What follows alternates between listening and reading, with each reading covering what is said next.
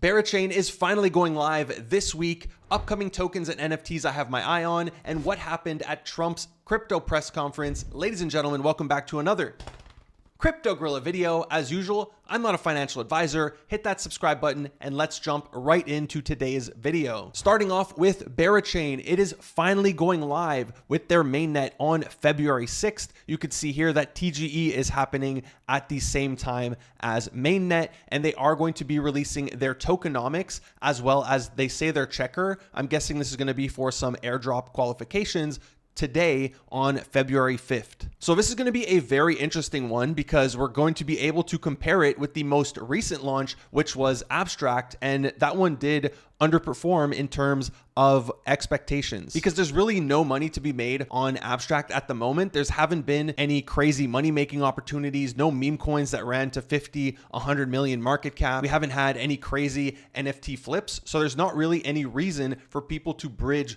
money onto that chain, as opposed to Berachain, who are using proof of liquidity as their consensus mechanism, which encourages you to provide liquidity to the Berachain ecosystem in order to get rewards. And throughout the year plus that we've been waiting for them to launch, they've built up this cult-like community, many of which have NFTs and are expecting airdrops, and they are at crazy prices. If we just run through a few here, we have the Bit Bears at 6 ETH, we have Band Bears at 12 ETH, the Baby Bears 24 ETH, we have the Boo Bears at 47 ETH, the Bond Bears at 140 ETH, even though the highest sales of these was 69, which is still extremely impressive. But the most impressive is the Bong Bears. Ignore the floor at 330 ETH here, but look at these sales. We have multiple sales in the last month of 150 ETH and 135 ETH. So obviously the holders of these are expecting a massive airdrop. If they do deliver on that airdrop, they're going to continue to support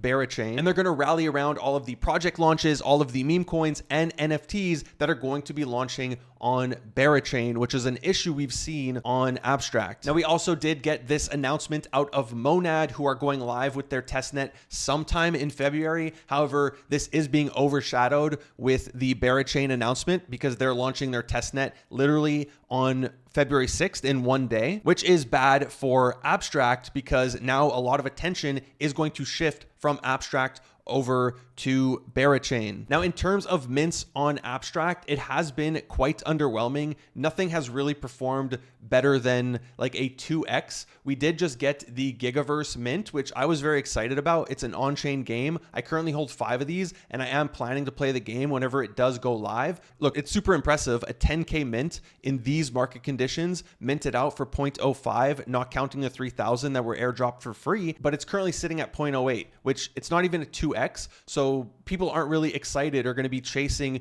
future Abstract whitelists until some of these do start to perform. And it would be great if the Abstract team has some badges ready that people can earn by maybe holding one of these and playing the game once it does go live. However, there is a little bit of FUD around the XP as well. As you can see in this tweet by Moritz, he's talking about how most people got between 1 and 3,000 XP within the first week. And if we just scroll through the comments here, you can see there's some people who are saying, hey, I have a Pudgy, which gets me a 1.75x boost. I did 4 2-hour streams and I only got 3,200 XP. And if we go over to my XP, which all I did was collect these 6 badges, I didn't do anything else. I do have a 75% boost from being a Giga Chad, but outside of that, I did nothing, and I'm at 2,500 XP. So there does seem to be an imbalance here that they're going to have to work out if they want to encourage people to invest time into their chain. Now, the next mint on Abstract, which I don't know the date or the price yet, it is going to be a 10K mint that I'm excited about, is On-Chain Heroes. Unfortunately, the rings are down pretty bad with the hype around Abstract dying down. These were at 4 ETH at their all-time high, currently sitting at 1.25 ETH. So it is going to be interesting to see how this project performs after Gigaverse did underperform compared to a lot of people's expectations. Moving on to token launches happening in the near future, we have PartnersDAO, which was one of the most sought after whitelists that was available and is launching through daos.fun. However, in my opinion, they completely dropped the ball here with their allocation size, giving the NFT holders, which keep in mind, these were trading between 3 and 12 SOL. They were ranging, but at the high, not too long ago, these were selling for 12 SOL each. You get a 0.0135 Solana allocation, which is something like less than $3. And if you grinded, if you simped to them on Twitter, if you put that puzzle piece in your name, if you won a collab and you were super excited, you get a 0.0069 Solana allocation, which at current prices is like $1.30. So I'm seeing a ton of FUD around this on the timeline, especially that only 10% is unlocked on day one and 90% is vested, I believe, over 1 year. So even if you do hit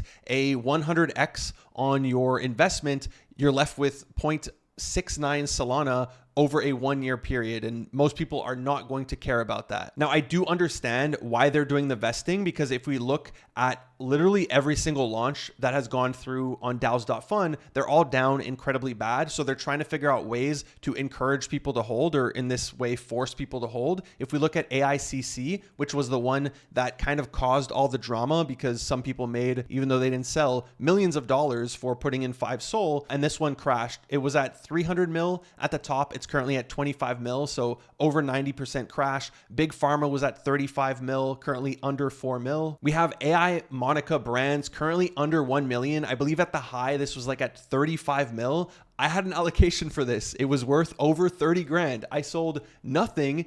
It is currently worth, you can see it here, $770. I should have sold.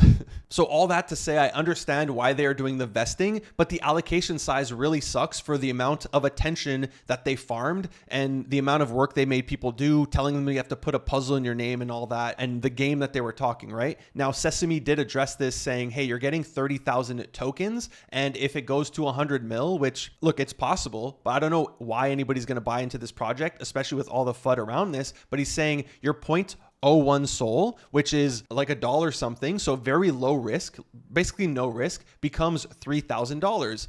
That's actually very good. But this is not the game that people want to play. They don't want to have to hold an asset for a year in order to get a payout. They want immediate gratification. So I did see that they are addressing this and they're trying to figure out ways to fix it. But in my opinion, so far, it has been very disappointing. It's very difficult to get any information out of this team about what they're doing. Like, what even is PartnersDAO? Does anybody know? No. So why is anybody going to go and buy it? Especially that it really feels like they are just making it up as they go along. So it's hard to have confidence that they're going to be able to deliver on whatever it is they're building over the next multiple years, when their current communication is literally just posting pictures in order to tell us what's going on. And it's not even one long thread. It's like multiple pictures and you have to put together the puzzle. I guess that's why it's a puzzle piece. So not impressed with what I'm seeing. I do wish them the best and I hope this works out, especially that I have a very small allocation, but I do think they need to fix their communication and just fix the project. Now, on the opposite end of low allocations, we have memeland raising a whopping, now it's down because Solana's down, but this was $40 million at the time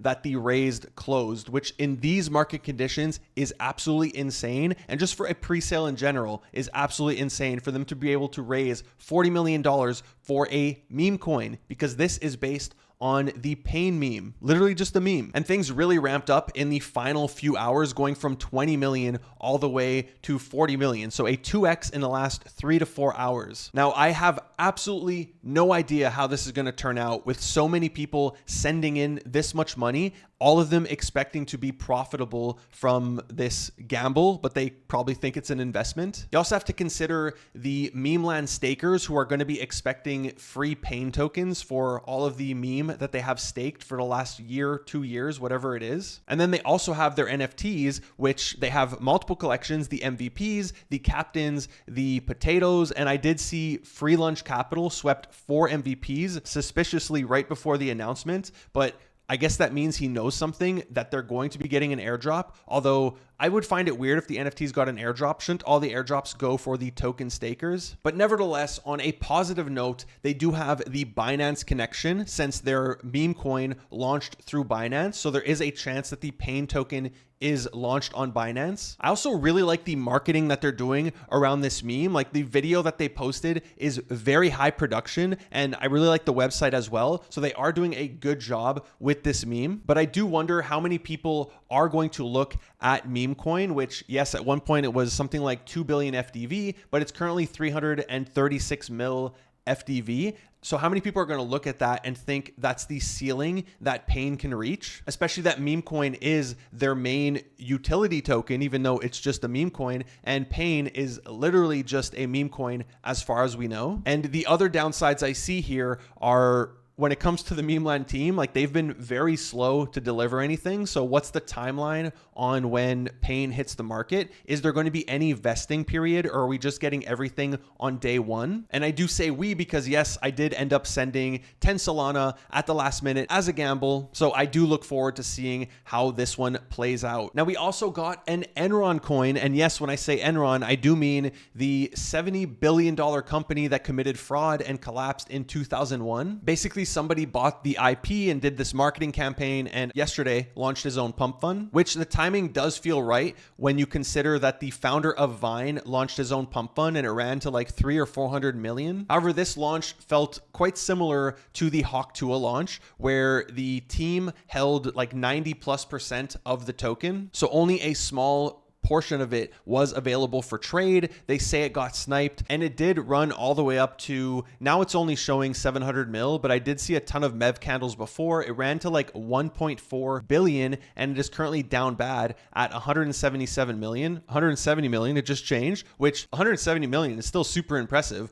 but considering that most people bought in up here or on the way down, I'm assuming most of your holders are down bad. So it's going to be interesting to see how they recover from this. I did see they changed their 7-day team and investor lockup, which is not a long time to have a lockup. Maybe on a meme coin, but in general, no. They switched it to 6 months with a 1-year linear vest. I also know they have connections to celebrities, so maybe they're going to push out some marketing in collaboration with these celebrities. But a lot of traders I know who bought into this are down bad, so it already has a negative sentiment around it. Now, one token that I am looking forward to dropping is Wink, and this one is launching on AVAX, which they've had a crazy run recently on this KET token. As you can see, despite the market crashing, which yes, they did go down, but despite this major market crash that we're seeing literally across the board on majors, gaming, altcoins, AI, whatever it is, they are literally putting in new all-time highs as I am filming this video, about to crack 170 million. So I'm hoping this happens with Wink. There was a pre-sale for this that is currently live. Unfortunately, you needed to have applied before watching this video and it's closed. However, if you do follow me on Twitter, which I'll link down below, I posted about this twice. So potentially you were able to get in. And then to know if you made it or not, you would just go to the website, click check your status. It's going to tell you yes or no. And then when you go on instructions, it's basically going to tell you, hey, follow us on Twitter. We're going to DM you, and then you're going to have to send money for the pre-sale, and you're going to have funded it before or by February 6th. So this is one that I am personally going to be full sending to whatever amount they end up giving me, because I do not want to miss another KET. And I do believe this token can do well and hopefully continue with this AVAX meme coin season. Moving on to the world of art, the next collection by Sam Spratt, who is my personal favorite Web3 artist, and not even Web3, like he's one of my favorite artists in the world. We have his next collection dropping, the Masks of Lucy, which is a 613 collection of masks, which are priced at 2.56 ETH each. Now, I understand that seems high. It is high. However, you are entering into the world of art collectors. This isn't a collection for degens that flip whitelist for 0.03. And if you aren't familiar with Sam Spratt, his one-of-ones sell for hundreds of thousands of dollars. Even his Skulls of Lucy, these sell for anywhere from 60 to 90 ETH. Ignore these 225 ETH sales. These were hacked. And last year for the previous game, the Monument game, he minted out 256 NFTs for 3.33 ETH. And as you can see, the floor is still almost 9 ETH.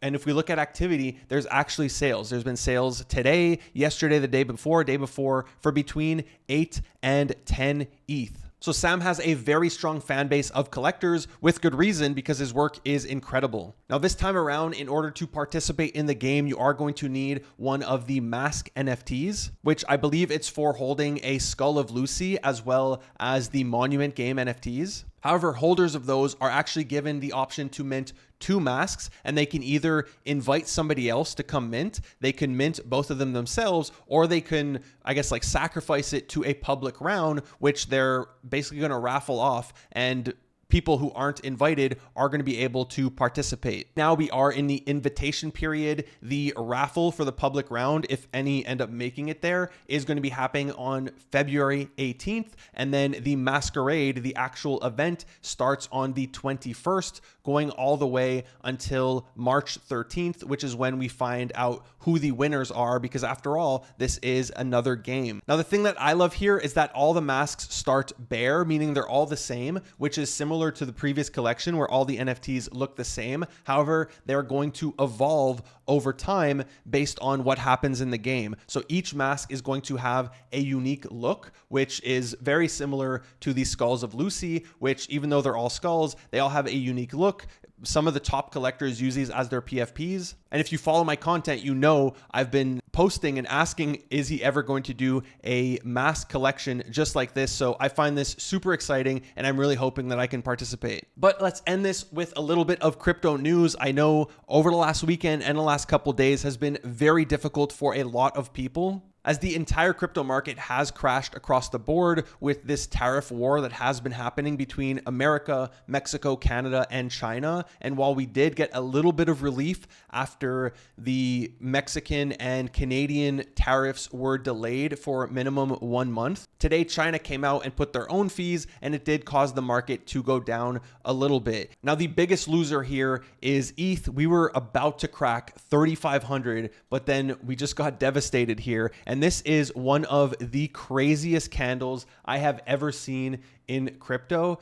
And like, this wick is absolutely insane. This is a 25% wick here on the price of ETH, which hopefully you didn't capitulate near the bottom, because we went right back up on Monday when the tariff stuff got resolved. And there's some fishy stuff going on. I got to say, on the weekends, it's been multiple weekends where crypto just gets destroyed by some news, and then a bunch of insiders get in, and on Monday morning, they're like, oh, everything's fine, and the traditional market, the stock market, doesn't really crash that much. And it's really sus, especially when you consider the kids of the president are out here buying ETH on this generational dip, and then they're literally bull posting on the timeline to go buy ETH as things are going back up. But regardless of that, I do think all this tariff stuff is short term. It's going to blow over, and crypto is going to continue to grow. I feel it is inevitable, especially with everything we have going on in the United States, which I did want to recap this crypto press conference that happened yesterday. Unfortunately, there really wasn't much about the strategic Bitcoin reserve.